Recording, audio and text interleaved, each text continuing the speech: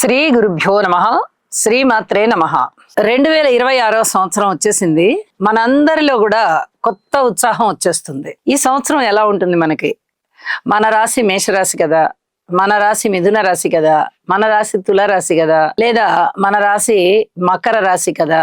ఈ రాశికి ఇప్పటి వరకు ఉన్న మనము ఎదురు చూస్తూ ఉన్నటువంటి సమస్యలన్నీ పోతాయా పోవా?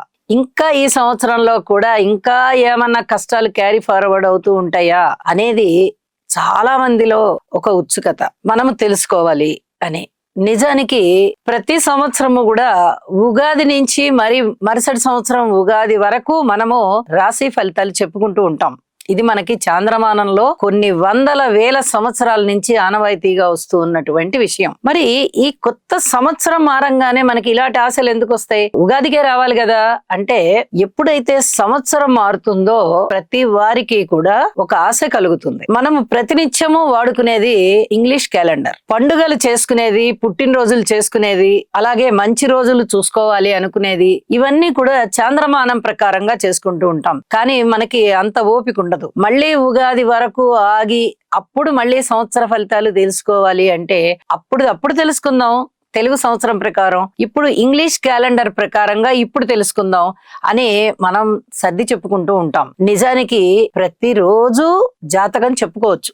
ఈ రోజు ఎలా ఉంటుంది, ఈ రోజు ఎలా ఉంటుంది అని. చాంద్రమానం అనగానే చంద్రుడి యొక్క గమనము నుంచి మనము ఫలితాలు తీసుకుంటాం. అది జనవరి 1 అయినా, లేదా జనవరి 10 అయినా, జనవరి 20 అయినా, ఏ తేదీ అయినా కూడా ఆ రోజున్నటువంటి గ్రహస్థితిని బట్టి దీర్ఘకాల సంచారం చేసే గ్రహాలు, అలాగే నిర్దేశ సమయం ప్రకారం ఒక నెల రోజుల 45 రోజుల ఈ విధంగా సంచారం చేసే గ్రహాలు, వాటన్నిటినీ పరిగణనలోనికి తీసుకుని మనము ఈ జ్యోతిష్యాన్ని చెప్పుకోవచ్చు. అందువల్ల కూడా కొత్త సంవత్సరం మారంగానే ఈ సంవత్సరం మనకి ఎలా ఉంటుంది అనేది చెప్పుకుంటూ ఉంటాం అన్నమాట.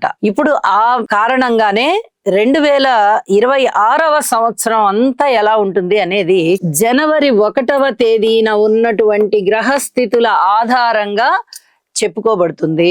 కాబట్టి దీర్ఘకాల సంచారం చేసేటటువంటి గ్రహాలు ఎక్కడెక్కడ ఉన్నాయో దానిని బట్టి మనము ఈ సంవత్సరం అంతా కూడా ఏ విధంగా ఫలితాలు ఉంటాయి అనేది చెప్పుకోవచ్చు. ఈ దీర్ఘకాల సంచార గ్రహాలు వాటి నిర్దేశిత కాలం అయిపోగానే మారిపోతాయి. కాబట్టి అలా మారిపోయినప్పుడు వాటిని పరిగణనలోనికి తీసుకొని ఆ సంవత్సరం అంతా ఎలా ఉంది అనేది చెప్పుకుంటాం. ఆ క్రమంలోనే 2026వ సంవత్సరంలో అత్యద్భుతంగా ఎవరికి ఉన్నది, ఈ అత్యద్భుతమైన ఫలితాలు ఉన్నటువంటి రాశులు ఏ ఉన్నాయి అని ఒక్కసారి విశ్లేషణ చేస్తే 2026వ సంవత్సరంలో చాలా అద్భుతమైన ఫలితాలు పొందే రాశులు ఏ ఉన్నాయి అంటే కర్కాటక రాశి అని వెంటనే చెప్పచ్చు.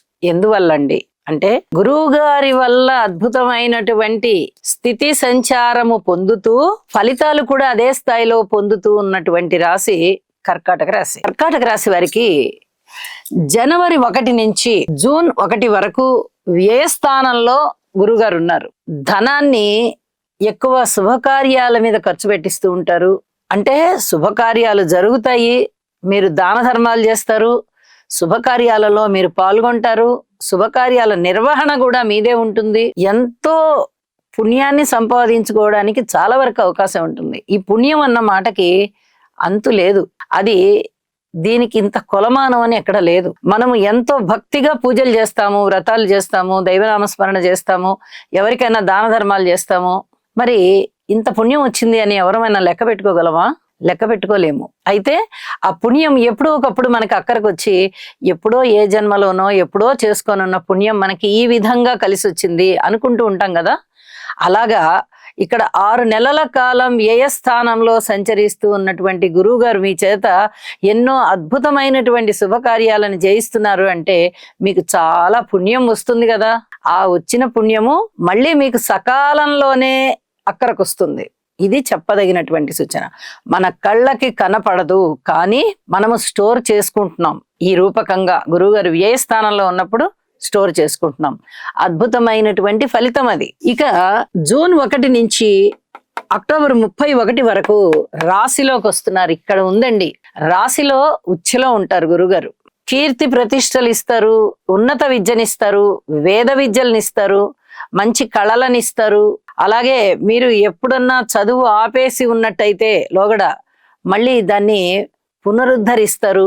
లా చదివేవారు కానీ, జడ్జి ఎగ్జామ్కి వెళ్ళేవారు కానీ, లేదా లా ప్రాక్టీస్ చేస్తున్న వాళ్ళు కానీ, ప్రొఫెసర్స్ కానీ, స్కూలు నిర్వహించేవారు కానీ, స్కూల్ టీచర్లైనా, కాలేజ్ లెక్చరర్స్ అయినా, యూనివర్సిటీ ప్రొఫెసర్స్ అయినా, ఎవరైనా కానీ అదే ఫీల్డ్, టీచింగ్ ఫీల్డ్. అందులో ఉన్నవారికి, పౌరోహిత్యంలో ఉన్నవారికి, మఠాధిపతులకి, పీఠాధిపతులకి, ధర్మాన్ని ఉద్ధరించే వారికి, ఏ ధర్మాన్ని వారు అనుసరిస్తున్నారో ఆ ధర్మాన్ని ఉద్ధరించేవారు. ఇక్కడ కులాలతోనూ మతాలతోనూ సంబంధం లేదండి. మనము ఏ మతాన్ని నమ్మి ఉన్నామో ఆ మతోద్ధరణ కోసం పాల్పడుతున్నాము అంటే గురువు గారి యొక్క బలము మనకి సంప్రాప్తించినట్టే లెక్క. అటువంటి వారికి అద్భుతమైనటువంటి ఫలితాలు, కీర్తి ప్రతిష్టలు ఉంటాయి, ఆదాయం ఉంటుంది, శుభకార్యాల పరంపర ఉంటుంది, ఇంట్లోనూ శుభకార్యాలు జరుగుతాయి.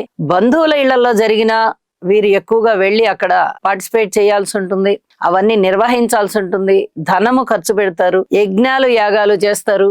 అన్ని శుభకార్యాలు వీరి చేతుల మీదుగా జరుగుతుంటాయి. శుభకార్యాలు వీళ్ళింట్లో జరుగుతుంటాయి. సంతానం వృద్ధి జరుగుతూ ఉంటుంది, మాట పరపతి పెరుగుతుంది, మనిషికి విపరీతమైన గౌరవం పెరుగుతుంది, ఉన్నతమైన స్థానం ఇస్తారు, ఉద్యోగ జీవితం బాగుంటుంది, భార్యాభర్తల అన్యోన్యత బాగుంటుంది, సంతానం బాగుంటారు, పిత్రార్జితాలు బాగుంటాయి. ఒకటేమిటి, గురుబలం ఉన్నది అంటే సమస్త భోగభాగ్యాలు వచ్చేస్తాయి. ఇక అక్టోబర్ 31 నుంచి డిసెంబర్ 31 వరకు ఆ 2 నెలల కాలం ద్వితీయ స్థానంలోకి వస్తున్నారు గురుగారు. ద్వితీయ స్థానంలోకి వస్తున్నప్పుడు ఇంకెంత అద్భుతమైన ఫలితాలు ఉంటాయంటే, కర్కాటక రాశి వారికి వీరు మాట్లాడితే చాలు అన్నట్టుగా ఉంటుంది. మాటకి విపరీతమైనటువంటి విలువ పెరుగుతుంది, బలం పెరుగుతుంది, సంపదలు పెరుగుతాయి, స్థిర చిరాస్తులు పెరుగుతాయి.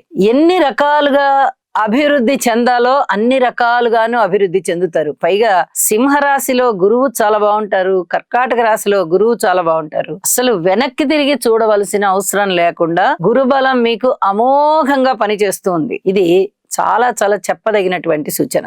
ఒక గురువు గారి వల్ల ఇన్ని అత్యద్భుతమైన ఫలితాలు ఉంటూ ఉన్నాయి కర్కాటక రాశి వారికి. మరి మిగతా గ్రహాలు రాహువు, శని, కేతువు ఉన్నారు కదా అంటే వాటి వల్ల ఇన్ని మంచి ఫలితాలు అయితే ఉండట్లేదు సరిగదా. వాటి వల్ల ఏర్పడేటటువంటి చెడు ప్రభావం ఏదైతే ఉంటుందో వాటిని కూడా మీరు సమర్థవంతంగా ఎదుర్కోగల సామర్థ్యం గురువు గారు ఇస్తారు. అది ఇక్కడ చాలా విశేషం. ద్వితీయ స్థానంలో కేతువు ఉన్నారు, డిసెంబర్ 8 వరకు ఇక్కడే ఉంటారు. ఈయన ఆ తదుపరి రాశిలోకి వస్తారు. మరి రాశిలోకి వచ్చినప్పుడు చాలా ఇబ్బందులు పెడతారు. అలాగే మకర రాశిలోకి రాహువు కదా వచ్చేది డిసెంబర్ 8 నుంచి, కరెక్ట్ గా 7వ స్థానం అవుతోంది. కేతువు గారు రాశిలో ఉంటున్నారు. అన్యోన్యతలు దెబ్బతింటాయి, ఆప్యాయతలు దెబ్బతింటాయి, చాలా వరకు మనుషులు వెడమయ్యేటటువంటి పరిస్థితి కనిపిస్తూ ఉంటుంది. కానీ గురుబలం చాలా చాలా బాగుంది కదా. ఈ బాగుండడం వల్ల ఈ రాహుకేతువులు ఇచ్చేటటువంటి దుష్ట ఫలితాలని మీరు సమర్థవంతంగా ఎదుర్కోగలుగుతారు. ఇక శని గారి యొక్క స్థితి సంవత్సరం అంతా కూడా వారు అక్కడే ఉన్నారు, నవమంలో మారట్లేదు. కాబట్టి స్థిరమైన ఫలితాలే, మీకు పుట్టింటి ఆస్తులు వచ్చేటటువంటి ప్రసక్తి కనిపిస్తూ ఉన్నది. ఇది మీకు కొంచెం ఆనందాన్ని ఇస్తుంది అని చెప్పి తెలియచేయడం జరుగుతోంది. అంటే పిత్రార్జితం బాగుంది, పితృవర్గ రీత్యా కూడా చాలా సంతృప్తికరమైనటువంటి ఫలితాలు మీకు ఉంటాయి. ఇది చెప్పదగినటువంటి సూచనగా తెలియజేస్తూ రాహుకేతు నామస్మరణ చేయండి, జపము చేసుకోండి, దుర్గా ఆరాధన చేసుకోండి, అలాగే వినాయకుడికి చక్కగా పూజ చేసుకుంటూ ఉండండి, శనిగ్రహ స్తోత్రాలు పారాయణ చేసుకోండి. అత్యద్భుతమైన ఫలితాలు ఈ సంవత్సరంలో మీకు ఉన్నాయని చెప్పి తెలియజేస్తూ శుభం.